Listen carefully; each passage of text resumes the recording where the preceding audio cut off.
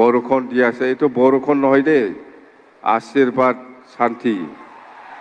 खुलुमबाय रायजोफोर लोगोसे गासैबो मानगोनां मेलेमजिबि रायजो राजा आइ आफा बिदा फंबायमोनखौ फिन खनसेबाव आंनि नैबे गोदान भिडिअ बरना लाग्रोनाय जाबाय 2025 5 अक्ट'बर अर्थात मैयानि सानावहाय बिटिसि काउन्सिलाव गोदान गभर्नमेन्ट दानायनि समायखिरा लानाय हाबाफारिया गाजा गोमजायै खुंफुंलांजायो आरो बे गोदान गभर्नमेन्ट दानायनि समायखिरा लानाय हाबाफारियाव आसाम स्टेटनि चिफ मिनिस्टार मानगोनां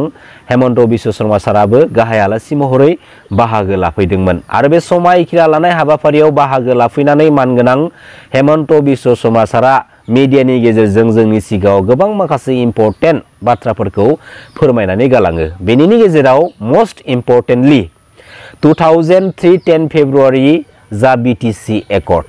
बे 2003-10 फेब्रुवारियाव बानायनाय जा बिटिसि एकर्ड आरो बे बिटिसि एकर्डनि गेजेरजों लाबोनो हाखानाय मोनबोनाय जा माखासे डिपार्टमेन्ट्सफोर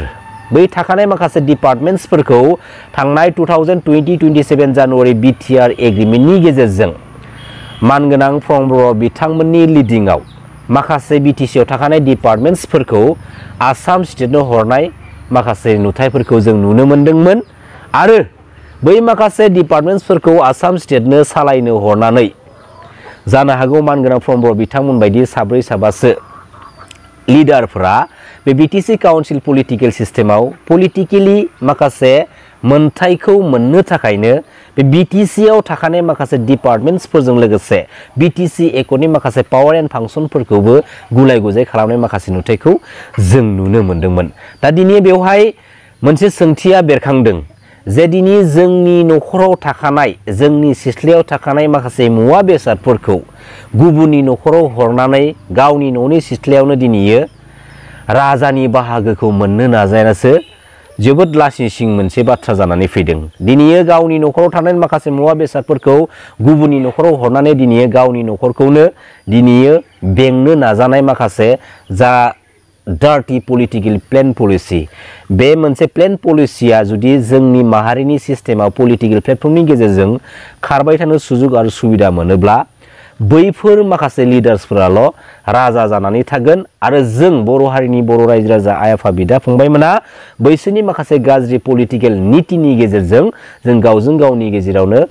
एना एनि जालायनानै जों जोंनि बेसेन गोसा समफोरखौ बाबेन होलांबाय थानांगोन बिटिसि एकर्डनि गेजेरजों लाबोजानाय बा बिटिसिआव थाखानाय माखासे जाय डिपार्टमेन्टफोरखौ मानगोनां प्रमद बर' बिथांमोना आसाम स्टेटनो हरदोंमोन नङा होमबा आरो बै हरजानाय माखासे डिपार्टमेन्टफोरखौ थांनाय 2023-27 डिसेम्बराव जुदि लाबोनाय जामारदोंमोनब्ला नाथाय मैया 5 अक्ट'बरनि सानाव आसाम स्टेटनि चिफ मिनिस्टार मानगोनां हेमन्त बिश्व शर्मा सारा माबोरैहायथो मिडियानि सिगाङाव बेफोरबायदि बाथ्राखौ जोंनि सिगाङाव फोरमायनानै होखो 16টা বিভাগ ডিসি সকলক কেইটামান বিভাগ চাব দিয়া হৈছিলে যোৱাকালি আমি ডিসি সকলক আমি অলৰেডি অৰ্ডাৰ দিছো যে এতিয়াৰ পৰা ডিসি সকলে বিটিসিৰ কামকাজ নাচায় जाय बिटिआर एग्रिमेन्टनि गेजेरजों बिटिसिआव थाखानाय बिटिसि एकर्डनि गेजेरजों लाबोजानाय बै माखासे डिपार्टमेन्टफोरखौ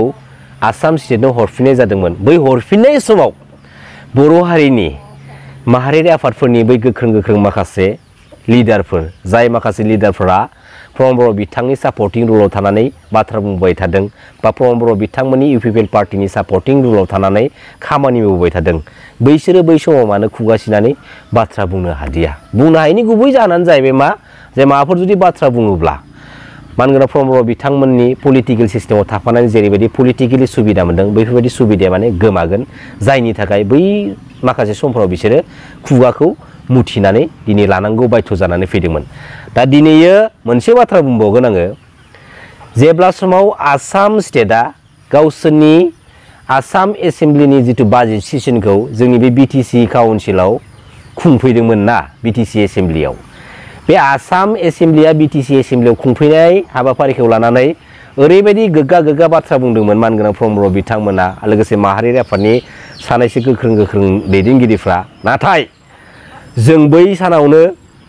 हमदांनो हाखादों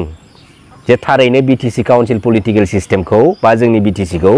आसाम स्टेटआ गादबनानै सालायगासिनो दङ आरो बै समाव जायफोर जोंनि बर' हारिनि बै माखासे माहारियारि आफादनि लिडारफोरा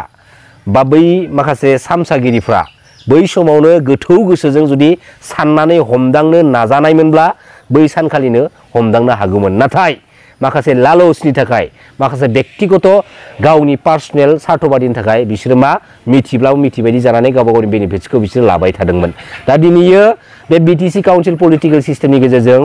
बुहुमनि बर' फिसाफोरखौ थगायनानै पलिटिक्स गेलेनायनि नङा। बे बिटिसि काउन्सिल पलिटिकेल सिस्टेमनि गेजेरजों बर' हारिनि जाखिनि जेंना इस्युफोर दङ बै माखासे जेंना इस्युफोरखौ दिनै एसे गाबोन एसे जों सुस्रांनानै फोसाबलांनायनिसो बे बिटिसि काउन्सिल पलिटिकेल सिस्टेम। आरो बेफोरबायदि माखासे सिस्टेमफोरखौ जोङो सुस्रांनांगौनि थाखाय दिनै एसे गाबोन एसे जोङो आगानफा जोङो आगान होलांनो हानायनि जा लामाखौ मोननो थाखाय बे बिटिसि काउन्सिल पलिटिकेल सिस्टेमाव जोंनो सासे गोख्रों पलिटिशियान बा पलिटिकेल लिडारनि गोनांथि दंना गैया। आरो जोंनि बे बिटिसि काउन्सिल पलिटिकेल सिस्टेमाव मानगोनां हाग्रामा महिलारि सारनि अनगा दिनैनि बे समसिमहालागै रावबो गोख्रों पलिटिकेल लिडारखौ जों नुहुराखै। जेराव दिनै मानगोनां हाग्रामा महिलारि सारा बुंदों जे आं बिटिसि काउन्सिलखौ सालायनाय लोगो लोगोनो बिटिसि एकर्डनि गेजेरजों लाबोजानाय जाखिनि पावार जाखिनि स्टेटासफोर बे गासैबो मोगथां महर मोनफिननांगोन। ষ্টেটাছ ক্ষমতা পাৱাৰ এইটো আগৰ নিচিনা থাকিব লাগে, নহ'লে এই পিপলৰ দিনত একটা ইনোভা গাড়ী লৈ পেলাই আগৰ মাথাত লৈ পেলাই লিখি পেলাই একলা ঘূৰা এনেকুৱা ক্ষমতাটো আমাক নালাগে। আগৰ ক্ষমতাটো কি আছে জানে, সকলে একটা এস্কৰ্ট পায়, MLA সকলে 2টা PSO পায়, চিফ ডেপুটি চিফে আগে পিছে এস্কৰ্ট লৈ পেলাই ঘূৰে। এইবিলাক ক্ষমতা ষ্টেটাছ বুলি কোৱাটো বিটিচি চুক্তি যিটো আমাক ক্ষমতা দিছে সেইটো আমাক আকৌ লাগে। दिनै बिटिसि एकर्डनि गेजेरजों लाबोनो हानाय लाबोजानाय जा माखासे संबिधानिक राइट्सफोर जा माखासे पावार एन्ड फांसनफोर बिटिसि एकर्डनि जा माखासे स्टेटासफोर बै माखासे पावार एन्ड फांसनफोरखौ गोहोफोरखौ लाबोफिननांगौनि थाखायनो बुहुमनि साफ्रोमबो बर' फिसा रायजो राजा आइ आफा बिदा फंबायमोना मानगोनां हाग्रामा महिलारि सारखौ थोंजोङै दिनैयो हेफाजाब होनायखौ जों नुनो मोनदों। आरो मानगोनां हाग्रामा महिलारि सारा जेब्ला समाव बिटिसि काउन्सिल गभर्नमेन्टखौ 17 इयार्स दैदेनलांबाय बै समाव मानगोनां हाग्रामा महिलारि सारनि गारिनि सिगाङावहायबो उनावबो एस्कर्ट लानानै लांलाय लाबोलाय खालामनायखौ जों नुनो मोनदों। मानि थाखाय बिटिसि एकर्डनि गेजेरजों बै समनि चिफनि जा स्टेटासा रेंक बिटिसिनि सासे चिफनि जा रेंकआ जाहैबाय मा केबिनेट मिनिस्टार रेंकमोन। जाय केबिनेट मिनिस्टार रेंक मोननो हानायनि थाखाय बिटिसिनि सासे चिफनि सिगाङावबो उनावहायबो एस्कर्ट थानांगौ मोनसे मर्यादाखौ मोनदोंमोन। आरो बे मर्यादाखौ मानगोनां हाग्रामा महिलारि सारा 17 इयार्स मोनबोनाय। आरो बै समनि बिटिसिनि फोरनि जा मोनसे स्टेटास जा रेंक बियो स्टेट मिनिस्टार रेंक गोजामोन। नाथाय बै माखासे स्टेटासफोरखौ बिटिआर एग्रिमेन्टनि गेजेरजों मानगोनां प्रमद बर' बिथांमोना गावसोरनि माखासे पलिटिकेल मुलाम्फाखौ मोननो थाखायनो खोमानानै फैनायखौ बा आसाम स्टेटनो हरनायखौ जोङो नुनो मोनदोंमोन। बेसे लासिंसिंनि बाथ्रा। बे बाथ्राखौ लानानैनो मानगोनां हाग्रामा महिलारि सारा बुंदों जे बिटिसि एकर्डनि गेजेरजों जा स्टेटास जा मोनसे रेंक बे रेंकआ आं बिटिसि काउन्सिल गभर्नमेन्टखौ दानाय लोगो लोगोनो गासिबो मोनजोबनांगोन। मोननाय लोगो लोगोनो बिटिसि एकर्डआ जिन्दाबाद। बिटिसि एकर्ड जिन्दाबाद माने जों बर' हारिया जिन्दाबाद। सिदा बाथ्रा मानगोनां रायजो राजा आइ आफा बिदा फंबायमोन। जोबथियाव आं बेखौनो बुंनो नाजागोन BPF पार्टिया रायजो राजाफोरनि अनसायनाय मोननानै थुलुंगानाय मोननानै ससियेल मिडियाफोरनि माखासे गोबां हेफाजाब मोननानै जेरैबायदि 28टा सिटखौ देरहासार खालामनानै अल ओभार इन्डियायावनो मोनसे पलिटिकेलि सोमोनांथाव रेकर्डखौ 2025 बिटिसि बिसायख'थियाव दिन्थिनो हाबाय। आरो बे सोमोनांथावना माखासे पलिटिकेल रेकर्डफोरखौ स्टेन्ड खालामलांबाय थानोब्ला मानगोनां हाग्रामा महिलारि सारा जोंनि बर' हारिनि इयुथ जेनेरेसनखौ जेरैबायदि थांखि लानानै दिनै खामानि मावनो आगान सुरबोदों बे मानगोनां हाग्रामा महिलारि सारनि